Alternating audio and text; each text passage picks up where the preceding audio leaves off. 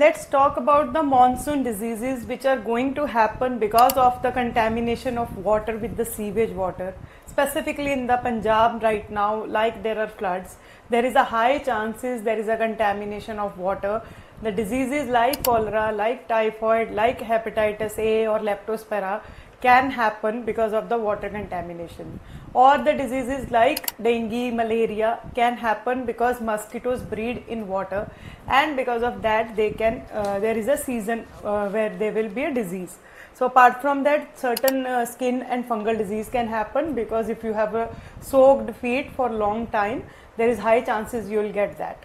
So let's talk about the waterborne disease. So what you can do to prevent it? First of all, best is the prevention. Make sure you are drinking boiled water, no outside water, no water which is not filtered, any source which you are not sure of, or any water bottles which are opened and you are not sure of, do not drink that water. Make sure there is a home boiled proper water bottles. Make your kids should carry that same bottle.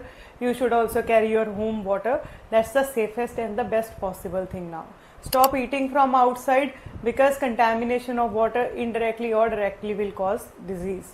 So if this was the prevention, in case you still got the disease, there will be symptom of abdominal pain, there could be nausea, vomiting, diarrhea, all these symptoms can be there. Get your immediately go to the doctor, see the doctor, because cholera can be life threatening, leptospira can cause severe problem, typhoid obviously everybody knows there would be abdominal symptoms.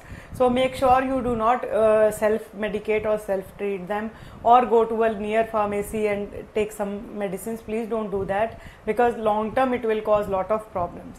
So just visit your nearest doctor, proper doctor, and then take the treatment.